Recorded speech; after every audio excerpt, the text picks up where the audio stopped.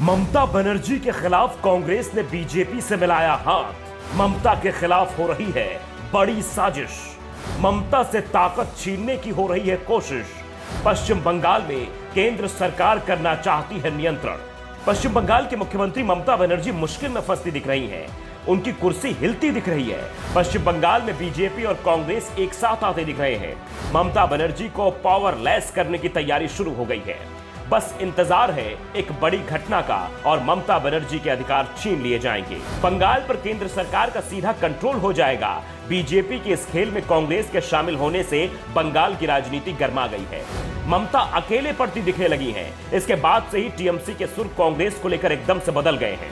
अब तक कहां है यूपी और कांग्रेस तो खत्म हो गई है जैसी बातें करने वाली पश्चिम बंगाल के सीएम ममता बनर्जी अब बीजेपी के खिलाफ कांग्रेस का साथ जरूरी बताने लगी है। दरअसल पश्चिम बंगाल में आर्टिकल 355 लगाने के संकेत मिलने लगे हैं। बीजेपी तो बहुत पहले से ही इसकी मांग कर रही थी। पश्चिम बंगाल विधानसभा में विपक्ष के नेता शुवेंदु अधिकारी का दावा है कि बंगाल में हर दिन कुछ न कुछ हो ही रहा है। केंद्र सरकार को हस्तक्षेप करना चाहिए और यहां हो रही हिंसा को कंट्रोल करने के लिए आर्टिकल 356 या 355 का उपयोग करना चाहिए। इतनी खराब हालत देश के अंदर कहीं भी नहीं है। शुवेंदु की मांग में अब कांग्रेस का सुर भी शामिल हो गया है। कांग्रेस ने ममता सरकार के बर्खास्तगी की मांग तो नहीं की है, लेकिन ममता पर अंकुश लगाने की बात जरूर कही है।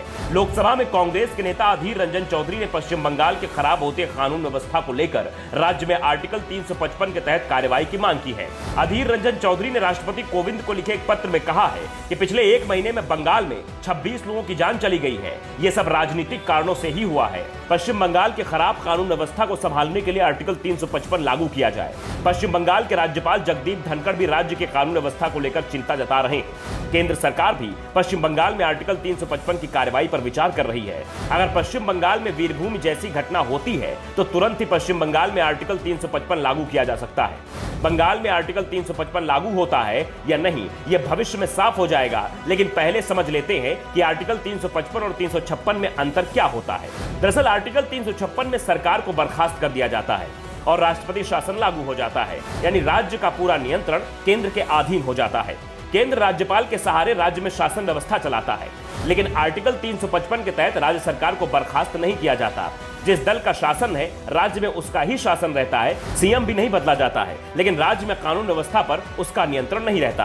कानून व्यवस्था का मामला केंद्र अपने हाथ में ले लेता है और केंद्रीय बलों की तैनाती राज्य में कर दी जाती है। यानी अगर बंगाल में आर्टिकल 355 लागू हुआ तो ममता बनर्जी का अपनी पुलिस पर से नियंत्रण खत्म हो जाएगा और कोई भी सरकार ऐसा नहीं चाहेगी, क्योंकि पुलिस से नियंत्रण हटते ही मुख्यमंत्री की ताकत किसी राज्य के सीएम की नहीं बल्कि केंद्र शासित प्रदेश के सीएम जैसी हो जाएगी। और सबसे बड़ी बात तो यह है कि कांग्रेस भी इस पूरे मामले में बीजेपी के साथ दिख रही है। बीजेपी की इस रणनीति को लेकर अब टीएमसी सांसदों ने सोनिया गांधी तक अपनी बात पहुंचाई है और विपक्षी एकता के नाम पर टीएमसी का समर्थन करने की मांग की है, लेकिन सोनिया गांधी ने अभी तक ममता को कोई आश्वासन नहीं दिया है। ऐसे में सवाल उठ रहे हैं कि क्या केंद्र सरकार बंगाल का शासन अपने हाथ में लेने की कोशिश कर रही है। Bureau report, the such.